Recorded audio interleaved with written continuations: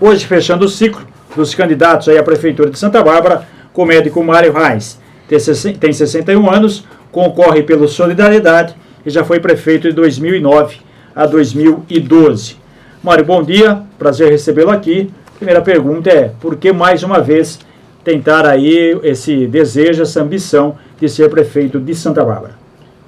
Bem, quando fui prefeito, conseguimos avançar muito a nossa cidade, introduzimos a escola de período integral, colocamos 3.000 alunos em escola de período integral, peguei a cidade com 14% de desemprego, contra uma média nacional à época de 6%, e no final do mandato entregamos a cidade com empregabilidade plena. 5 multinacionais, um grande centro atacadista, hoje já um dos maiores do interior paulista. Fizemos uma gestão rigorosa na prefeitura, entregamos a cidade sem nenhuma dívida. Assumi uma dívida, um parcelamento de INSS de governos passados, paguei as parcelas do meu período, e essa pequena dívida seguiu em frente, dívida que não foi eu que fiz, mas paguei a minha parte, paguei todos os precatórios históricos lá do Centro Social Urbano, o famoso precatório do papelão, paguei todas as parcelas que faltavam do precatório do Conjunto Habitacional Roberto Romano, ou seja, entregamos a cidade redondinha. Lembra dizer o seguinte, que peguei a cidade com uma arrecadação própria de 200 milhões, entreguei a cidade com um orçamento planejado, né, de 415 milhões. Conseguimos trazer progresso para a nossa cidade. Diante dos avanços socioeconômicos, baixamos mortalidade infantil à época, reformei o Hospital Santa Bárbara inteirinho, deixei o hospital com taxa de ocupação 98% ao Sistema Único de Saúde. Executávamos à época entre 450 a 480 cirurgias eletivas mês. Hoje isso caiu para 30 cirurgias eletivas. Então, entregamos uma cidade com desenvolvimento econômico e social muito bom. Conseguimos romper coisas históricas, principalmente na questão do emprego, né? Não vinha nenhuma empresa para a cidade. Após 50 anos de atraso, de nenhuma empresa vir à cidade, nós conseguimos trazer um pacote de empresas, conseguimos abrir 3.000 novos CNPJs à época e zerar o desemprego. Por isso, eu acho que eu estou credenciado a me candidatar ao cargo de prefeito. Mário, o senhor citou aí alguns itens que o senhor produziu nessa sua primeira gestão. Diante de tudo isso, o que o senhor acha que faltou para conseguir uma reeleição em 2012? Não faltou nada. Eu acho que nós atuamos em todas as áreas, né? Tivemos assim um avanço no desenvolvimento econômico e social da cidade, que superou muito até o que eu esperava conseguir no primeiro mandato. Mas eu tinha uma coligação muito grande, né? Eram 19 partidos ao todo, e eu sou uma pessoa que, quando eu assumo um cargo, eu sou comandante. E alguns começaram a achar que podiam fazer o que queriam no governo. Eu fiz uma reforma do secretariado, aqueles que não estavam correspondendo ao nível de empenho que eu esperava, eles foram exonerados dos seus cargos. Me ameaçaram de tudo, falaram que iam me caçar, e eu não costumo ceder a nenhum tipo de pressão. É uma característica minha desde a infância. Essas pessoas foram afastadas, e aí, obviamente, essas viúvas, né, foram ao Ministério Público, fizeram inúmeras denúncias, todas elas vazias e sem comprometimento. Ninguém foi lá e falou, Mário fez isso. Foi lá, olha, tem indícios, tá, aquela conversinha que a gente sabe, conversinha de bar, né? E, diante disso, obviamente, o Ministério Público não tinha outra alternativa a não ser desencadear um processo de investigação. E essas pessoas trataram de fomentar esse escândalo.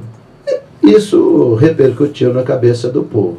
6 anos se passaram, nenhuma prova de desvio de recurso público foi apresentada até hoje. Eu e a minha família sofremos muito com os escândalos.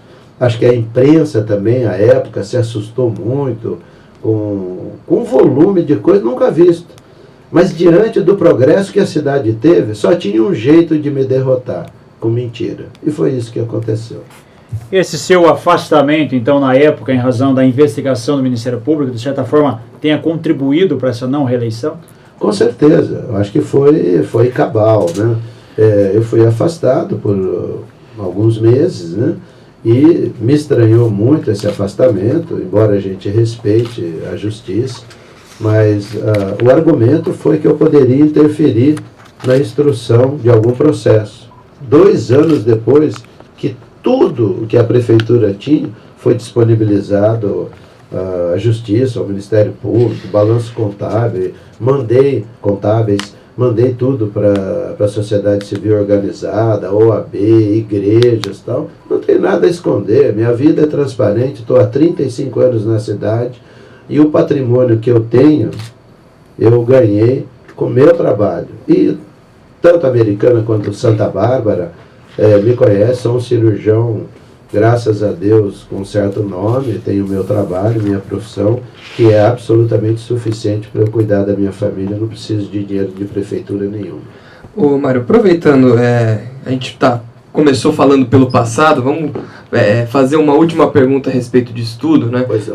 O senhor citou aí que deixou a prefeitura sem nenhuma dívida. E agora em agosto, né, o senhor foi alvo de 3 ações do Ministério Público em 3 dias, movidas pelo promotor Leonardo Romano Soares, em que uma delas ele falava que o senhor deixou uma dívida de 33 milhões. Primeiro eu queria que o senhor falasse sobre essa questão dessa dívida que o promotor o acusa de ter deixado, né? E também, por que o senhor acha que surgiram essas 3 ações assim, em 3 dias, às vésperas do início da campanha eleitoral? Queria que o senhor falasse um pouquinho sobre isso, sobre essa ação específica e sobre o surgimento dessas ações nesse período agora. Na véspera da eleição, você quer dizer? Isso, né? E 3 em 3 dias são seguidos. 6 anos passados, né? E uma ação por dia, né? Olha, é uma coincidência muito grande. Não vou aqui tentar ser adivinho, né? Mas com certeza é uma coincidência enorme. E ações que, se você analisar, são muito fracas, né? São ações assim, questionáveis. Ele pega lá um índice do Tribunal de Contas e fala que essa dívida, né, que deixou de ser feito. No meu afastamento, eu não respondo por isso. Gastou mais em publicidade. Não fui eu que gastei, foi quem ficou no meu lugar. Quebrou a ordem cronológica, não fui eu que quebrei essa ordem cronológica, essa ação deveria ter sido dirigida a quem de direito, não a mim, né? Porque os anos que eu governei, 9, 10 e 11, o parecer do Tribunal de Contas é favorável, ou seja, minhas contas foram aprovadas enquanto eu fui governo.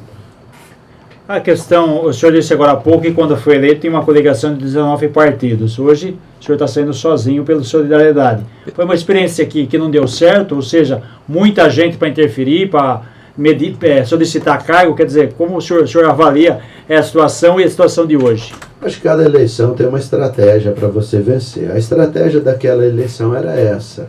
E eu acho que os problemas surgiram, não por causa da coligação ser grande, mas sim porque eram pessoas que tinham projetos de poder e não projeto de governo.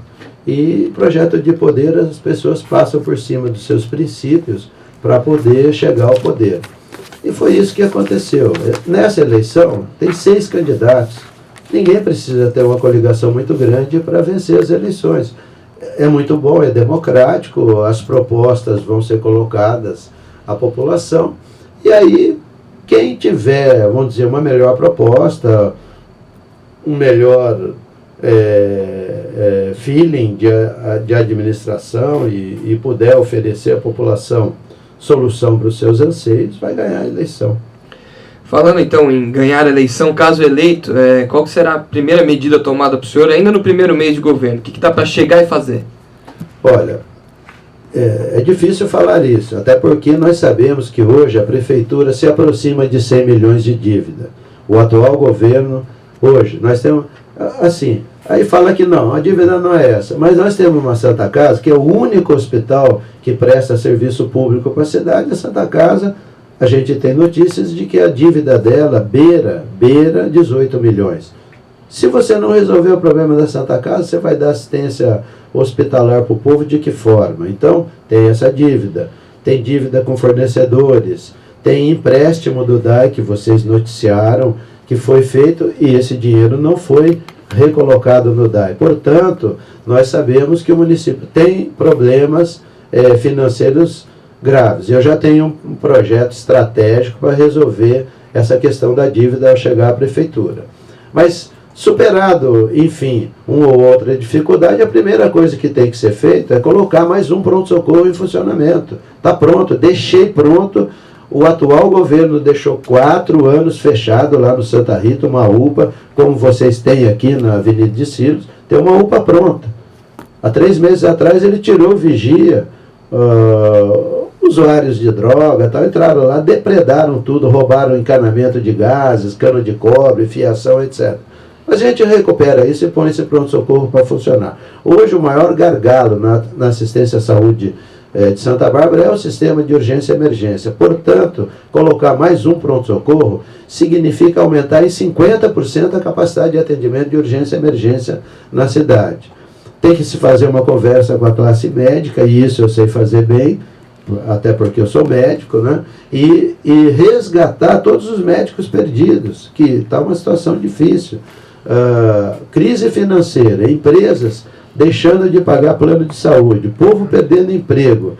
Com certeza, o Sistema Único de Saúde tem que ser a porta de resolver o problema de saúde do povo nesse momento tão difícil do nosso país e da nossa cidade. O candidato, esse pronto-socorro ele seria construído? Ele já está pronto, eu deixei pronto.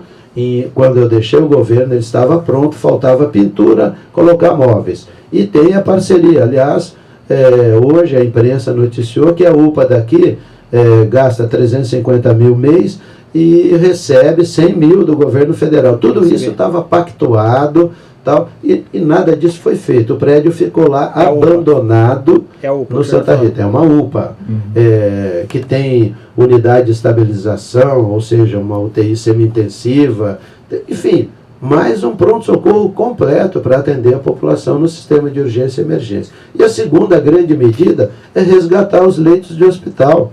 Hoje, eu repassava 1 milhão mês para o Hospital Santa Bárbara, durante todo o meu governo. O atual governo baixou para 150 mil e há algum tempo atrás ele aumentou para 250. Agora eu pergunto para vocês, o que se faz no atendimento hospitalar de uma cidade de 200 mil habitantes com 250 mil por mês? Não dá nem para o cheiro. Então, são 2 problemas urgentíssimos que têm que ser resolvidos.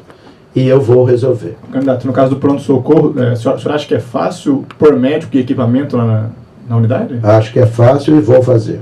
Certo. O senhor ainda cita, fala no plano de governo, do senhor que é apresentado à Justiça, né, sobre a construção de um hospital. O senhor acha possível construir esse hospital em 4 anos, caso o senhor seja eleito? Olha, a construção do hospital é um anseio da população. Isso pode ser feito de várias maneiras. Eu vejo que a melhor possibilidade é usar o Hospital Santa Bárbara. Ele tem estrutura para a construção de mais um andar, ampliar e colocá-lo a serviço da população rapidamente. A pediatria, eu já reformei o que tem lá no hospital inteirinho. A pediatria está reformada. Construção de um pronto-socorro pediátrico ao lado do hospital. E hoje, modernamente, você sabe que poucas crianças necessitam ser internadas. A pediatria não é mais de internação, 90% é ambulatorial. E com a colocação de um pronto-socorro pediátrico, que aliás eu já estava planejado no meu governo, não consegui colocar, porque não consegui encontrar os pediatras. Estava quase fechando com uma equipe de Piracicaba, mas o meu governo acabou, não deu. Voltando, vou recomeçar com isso e ampliação do hospital e lembrar que hoje, talvez 20%, 30% no máximo do hospital é dedicado ao Sistema Único de Saúde, enquanto que no meu tempo, 95% da taxa de ocupação do hospital era voltado ao Sistema Único de Saúde. Você imagina um paciente grave chega hoje no pronto-socorro, um parente nosso qualquer, tem um derrame, chega no pronto-socorro de Santa Bárbara, ele fica 15 a 20 dias internado num leito precário de pronto-socorro e não tem vaga no hospital. E, obviamente, o plano de saúde está ocupando a maior parte do hospital. Os planos de saúde, eles têm hospitais próprios. Nós necessitamos de ter um hospital para atender o Sistema Único de Saúde. Até porque a condição socioeconômica de Santa Bárbara mostra o seguinte, que 1/3 da população tem plano de saúde. 2/3 não tem plano de saúde. Contrário do que ocorre em Americana, onde 2/3 tem plano de saúde e 1/3 não. Então, é uma situação gravíssima e urgentíssima. O senhor, quando assumiu, o senhor disse há pouco que pegou a prefeitura com um orçamento de 200 milhões e elevou com a chegada de empresas. O que fazer para trazer mais empresas? O senhor é a favor de alguma política de lei de incentivos, talvez chamada guerra fiscal? Quer dizer, como agir para atrair e também para estimular quem já está instalado? Foi exatamente o que eu fiz no meu governo, consegui abrir 3.000 novos CNPJ, zerei o desemprego. E, obviamente, que aquele momento mundial da economia era um. Hoje, o momento mundial é outro. Mas eu tenho estratégia específica para a geração de emprego e renda na conjuntura atual do país. Porque não basta falar é bonito. Mas hoje gerar emprego e renda é muito mais difícil. Mas tem alguns caminhos. E a gente tem plano para fazer isso. Como que funciona esse plano? Explica um pouco melhor pra gente esse caminho de fato, para que haja mais vagas aí. Olha, no passado nós tínhamos uma situação de grande migração de empresas no mundo inteiro. Empresas chinesas queriam vir para cá, a América Latina se tornou aquele mercado inexplorado. E milhares de empresas vieram para o Brasil, para o Chile, para a Argentina. O país que foi mais esperto, teve política mais atrativa, acabou recebendo esses investimentos. Hoje você tem que ter uma estratégia interna. É uma estratégia um pouco mais delicada, um pouco mais competitiva, mas é possível, mesmo assim, mesmo nas circunstâncias econômicas atuais, é possível gerar emprego e renda. De repente, algum incentivo a empresas que contratar? Acho que o senhor até fala disso no plano de governo, contratar pessoas para o primeiro emprego, alguma coisa nesse sentido? No meu governo eu trouxe o Projovem Trabalhador, fiz uma série de incentivos, dei bilhete, passagem de ônibus grátis para os estudantes de escolas técnicas, enfim, todas as ações que podiam facilitar a entrada do jovem ao primeiro emprego. E também o programa de incentivo chamado PID, o Programa de Incentivo ao Desenvolvimento, dando diversas isenções às empresas, foram feitas. Isso a gente vai continuar fazendo. Agora, a gente tem que desenvolver uma equipe, tem que formar uma equipe, e essa equipe tem que ir buscar as empresas em outras cidades. Eu te garanto que hoje, se você for em São Bernardo, em cidades tradicionalmente com alto nível de industrialização, você vai encontrar centenas de empresas que estão totalmente insatisfeitas com a localização, com o índice de criminalidade, com a dificuldade de mobilidade urbana, com a dificuldade de obter terreno para expansão. E isso tudo você tem que colocar num pacote e ir lá atrair essas empresas para vir para a nossa região. Em relação ao orçamento da prefeitura, aos gastos com folhas, fornecedores, etc., o que é possível fazer para enxugar e deixar os cofres da prefeitura em situação um pouco melhor? Olha, eu admiro muito falar que a situação da prefeitura está ruim, porque eu governei a cidade com 200 milhões, paguei rigorosamente o salário do funcionalismo no dia 1º, nunca atrasei, nunca parcelei, nunca fiz qualquer coisa que pudesse prejudicar o funcionalismo. Quanto aos fornecedores, todos foram pagos rigorosamente em dia, sem quebra de ordem cronológica. E governei com 200, 250, 300 milhões. Hoje tem 400, o número de funcionários é o mesmo, não mudou quase nada, e a gente só ouve falar que não tem dinheiro, não tem dinheiro. Eu acho que está faltando gestão. Candidato, uma das principais reclamações que a gente tem acompanhado nos últimos anos, talvez, é a questão do corredor metropolitano. Apesar de ser uma obra do Estado, a Prefeitura também tem sua forma de agir politicamente, talvez com uma influência, para tentar que esse projeto saia das obras, né, que chegue aos finalmente. O senhor, como prefeito, caso seja eleito, como que pretende negociar esse entrave para a cidade? Olha, o corredor metropolitano na cidade de Santa Bárbara está até bem adiantado, né? As obras estão bem adiantadas. Acho que é uma obra que eu diria que ultrapassa o limite assim, de cidades. É uma obra de um Estado e uma obra importantíssima para o futuro das gerações. Nós vamos integrar isso. Você vai em qualquer região europeia que tem uma grande cidade, você vai ver que esses corredores são fundamentais para que a mobilidade urbana se torne rápida, segura e de qualidade.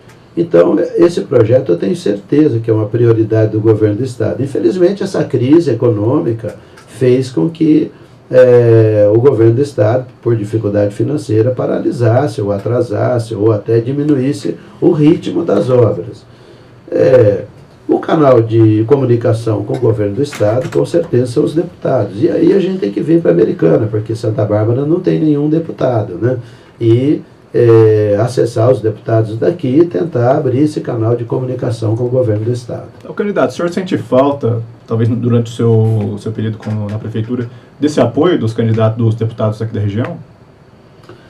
Olha, eu recebi bastante apoio de deputados.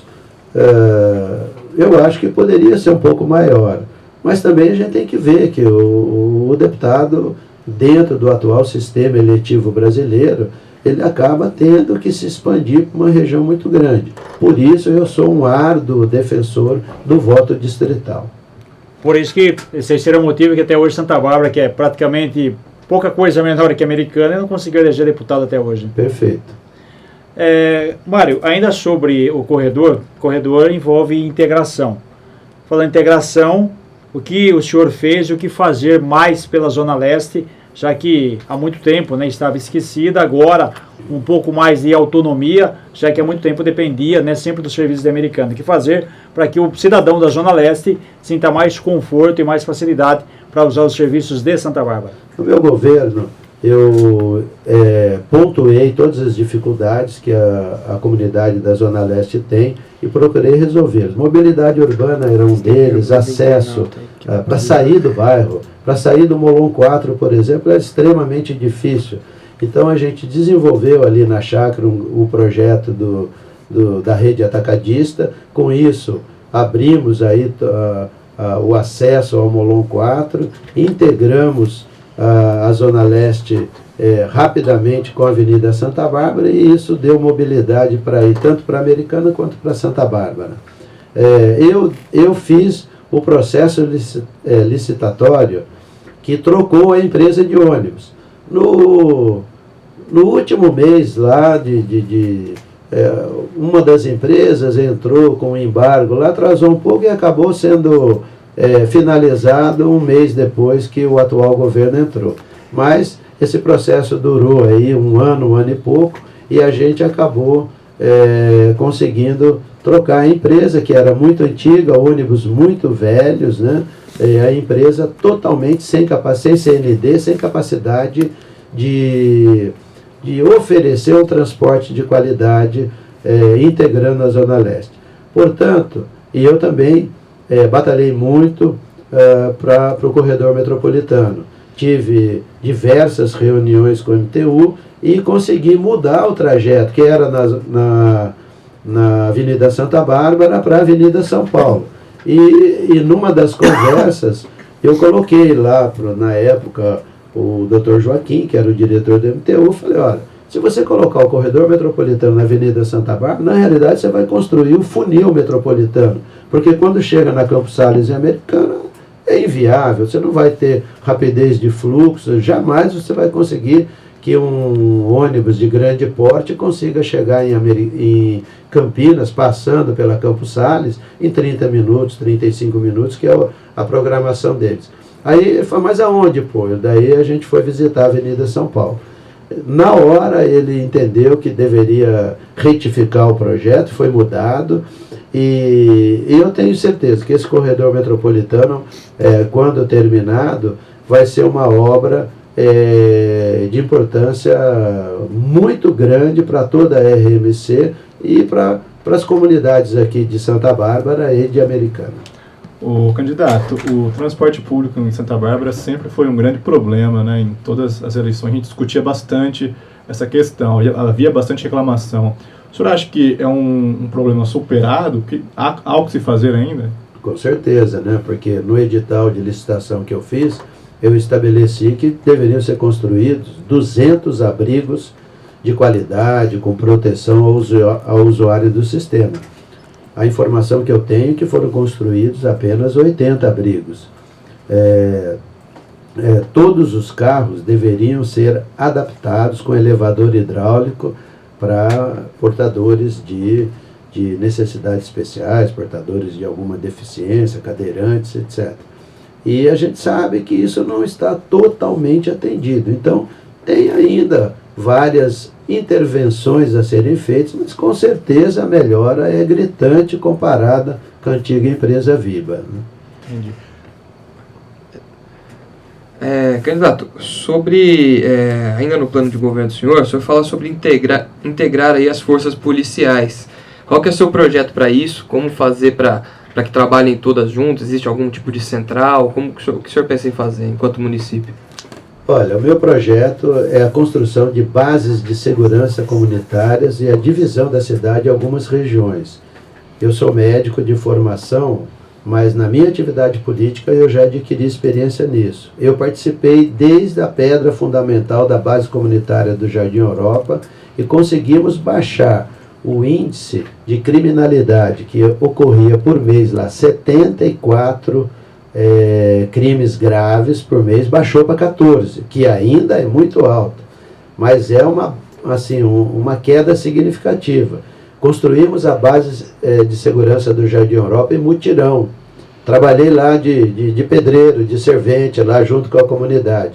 Isso é muito legal, a gente participar desses projetos. E quando a comunidade se envolve, isso acaba dando certo. E nessas bases de segurança comunitária, a gente pretende ter integração completa com a PM.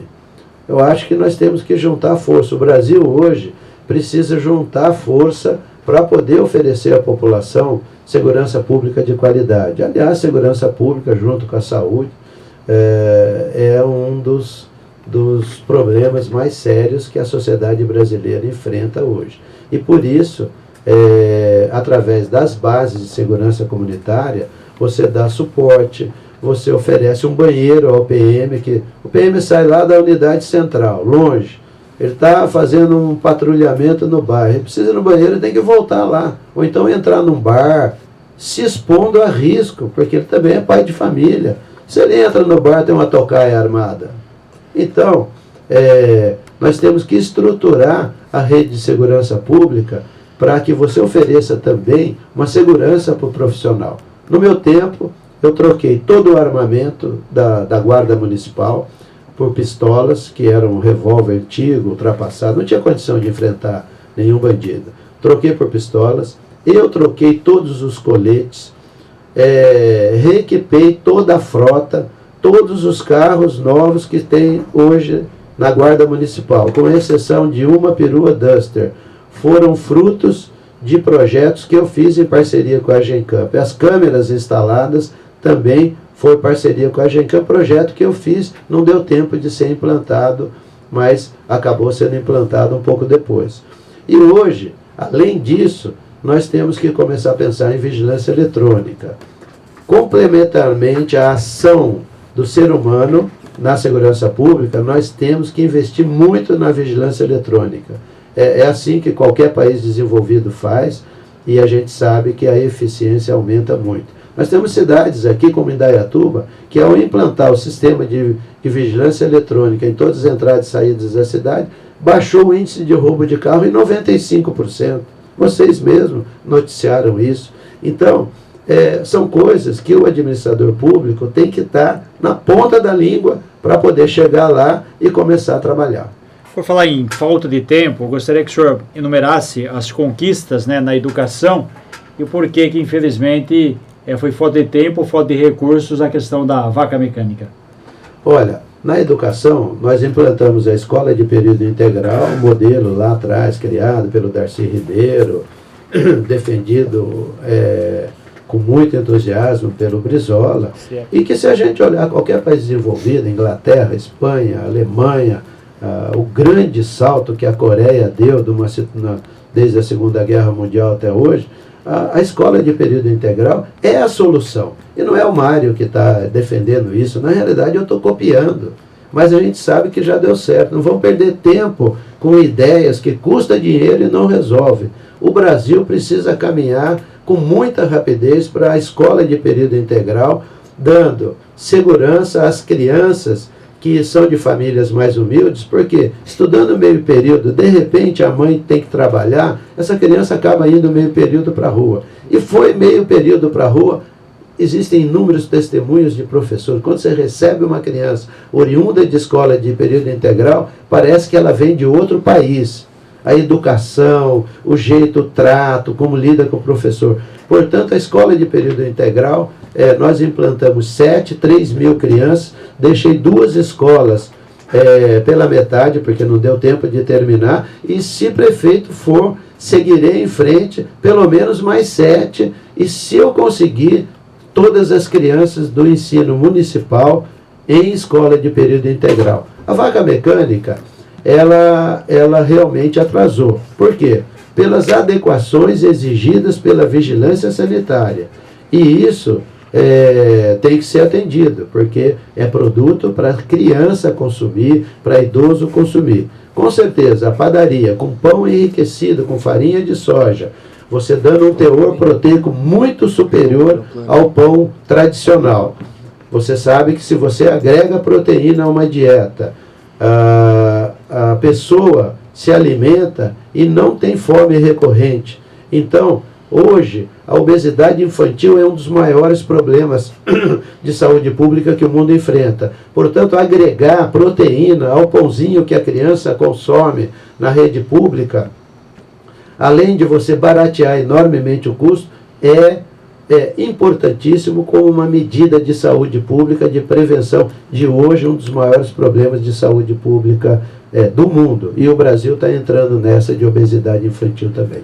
E o senhor acha que faltou também do governo atual vontade de colocar ela em uso? Porque ela está parada desde então, né, esse equipamento aí. E só para completar, é possível recuperar esse equipamento? Com certeza, com certeza. Entrando na prefeitura, vamos pôr para rodar esse equipamento, vamos atender as normas de vigilância sanitária e pôr para rodar. Não deu tempo. O atual governo não acredita nesse projeto. Eu acredito. A Americana acreditou durante muitos anos e teve funcionando dentro do CIEP. Nova Odessa, até o final do mandato do Manuel Sammartino, eu visitei, exemplar, linda, funcionava perfeitamente e produzia pãezinhos com alto poder proteico para toda a rede, distribuía para as pastorais através de convênio. Então, é um processo que tem um alcance social enorme e que eu acho que qualquer governante minimamente sensível deve investir nisso. Candidato, no seu plano de governo, o senhor cita a parte de mobilidade urbana, buscar parcerias para duplicar os viadutos que ligam o centro ao Santa Rita, né, e o centro ao conjunto habitacional Roberto Romano. O senhor tem uma previsão de quando conseguiria fazer isso, caso fosse eleito? Olha, obviamente que são obras caras, de tamanho um pouco difícil para o município executar por conta própria. As parcerias, como eu já consegui, eu fiz 5 pontes no meu mandato, de concreto armado, vigas protendidas, tirei aquelas pontes de madeira que a cada chuva caía.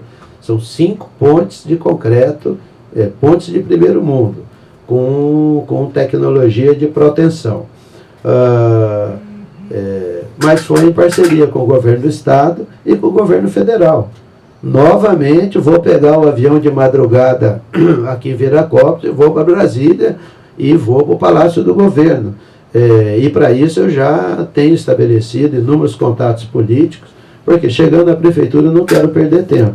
É fundamental a gente trabalhar na mobilidade urbana de Santa Bárbara. Hoje nós temos mais 3 pontes importantes para serem construídas e dar uma mobilidade interna na cidade. A ponte do Viveiro, que liga o Jardim Barão ao São Joaquim. No final do São Joaquim, ligando a Icaraí, tem outra ponte de madeira que tem que ser construída. E no Cruzeiro do Sul, ligando com o Pinheirinho, tem outra ponte de madeira. Então tem 3 pontes internas na cidade, e mais os viadutos que você citou. Vou procurar parcerias e com certeza, não sei se tudo, mas com certeza boa parte. E existe uma obra emblemática que tem que ser feita. É o asfaltamento da via que liga lá o aterro sanitário até ali ao Jardim Barão, entrando no São Joaquim. Tem uma fábrica ali, antigamente conhecida como fábrica de óleo, e os barracões foram alugados por uma empresa que a gente conseguiu trazer de São Paulo. Essa empresa produz produtos médicos, em parceria com diversas multinacionais americanas. Eu sei que eles estão com um gargalo de produção, simplesmente porque fica numa rua de terra. O poder público tem que investir no asfaltamento dessa via, dar uma mobilidade urbana a quem sai da cidade, vai para o município de Iracemápolis, agora vem a Mercedes em Iracemápolis, ou vai para Limeira, e, além de tudo, viabilizar grandes parcerias daquela empresa com diversas multinacionais americanas na área de produção de produtos hospitalares. Ainda nessa questão de construções que seriam aí importantes, a cidade está com um problema na questão do aterro sanitário, que está cheio, né? Precisaria de mais espaço. E também a questão dos cemitérios, que também precisaria ou ter outro, ou de uma reformulação, que a prefeitura atual está fazendo essa reformulação para o recadastramento, né? Mas existem áreas que o senhor tenha conhecimento que é possível, tanto para de repente um novo cemitério e também para um novo aterro sanitário, que são duas necessidades da cidade para que possa crescer, né? Tenha um volume que só tende a aumentar, inclusive, né? Esses 2 pontos citados só não estão plenamente atendidos pela absoluta ineficiência do atual governo. Existe uma área ao lado do aterro sanitário, eu deixei licenciada para ampliar o aterro. Chegando na prefeitura, o que eu vou fazer é comprar a manta asfáltica, vou fazer gestão, vou economizar, vou ter o dinheiro para comprar a manta asfáltica, vou forrar lá e a gente tem um aterro plenamente competente para atender a população. Isso não foi feito. É lição básica, ele não consegue pagar nada, não paga fornecedor, não paga lixo. A empresa de lixo está há 4 meses sem receber. Não sei por que não parou de coletar o lixo ainda. Mas, enfim, são decisões do empresário, não minha. Mas não tem gestão no governo. O governo é acéfalo, é errático. Eu deixei a área do aterro licenciada. Basta forrar e tem o aterro plenamente competente para atender a demanda da cidade por mais muitos anos. Cemitérios. O cemitério. Primeiro, muitos anos a população se queixava que o cemitério não era murado. E você há de convir que é muito desagradável para as pessoas que moram na proximidade, um cemitério aberto, pessoas invadindo, ou você chega lá num túmulo de um parente seu, a pessoa entrou, pisoteou em cima. Enfim, fiz o muro do cemitério, licenciei uma área anexa dentro desse muro, já está murado, está licenciado na CETESB, só falta executar o projeto. Tem uma área enorme lá dentro do cemitério, qualquer um pode ir lá ver, ao lado, dentro do muro. É só executar o projeto e ter o jazigo para enterrar os nossos parentes. Certo. O senhor foi prefeito e queria saber um pouco como é que foi para lidar com a Câmara naquela gestão, né? E como que o senhor pretende lidar agora, caso eleito?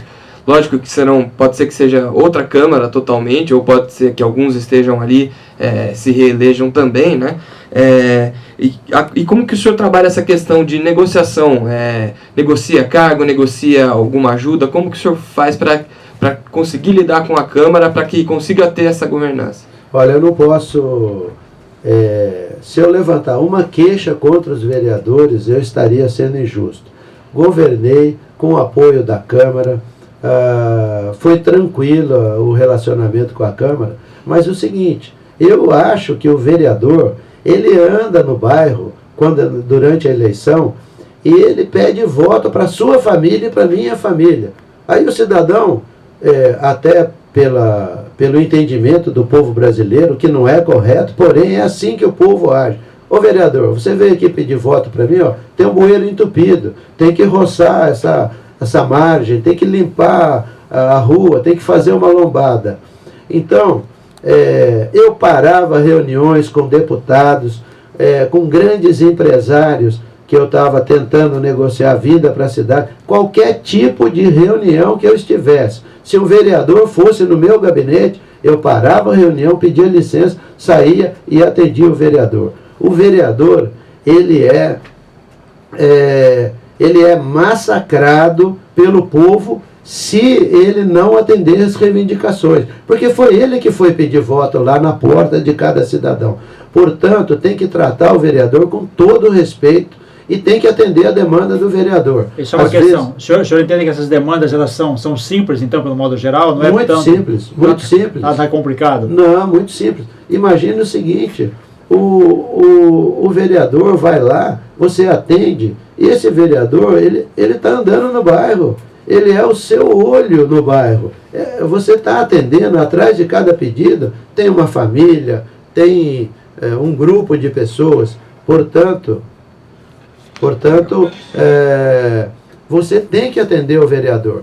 Eu vou dar um exemplo prático. Alguns vereadores, eles se queixavam que eu atendia vereador de oposição. Agora, atrás do pedido do vereador de oposição está a população.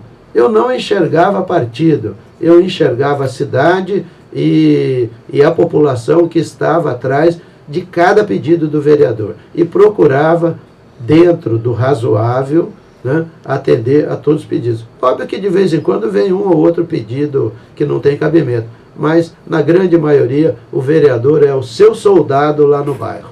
Mário, estamos em cima da hora para encerrar. Seu marketing, o porquê votar no Mário, seu número, enfim, o espaço é seu aí no minuto final.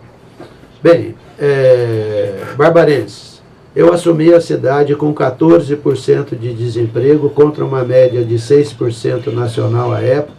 Zerei o desemprego, trouxe emprego para sua família.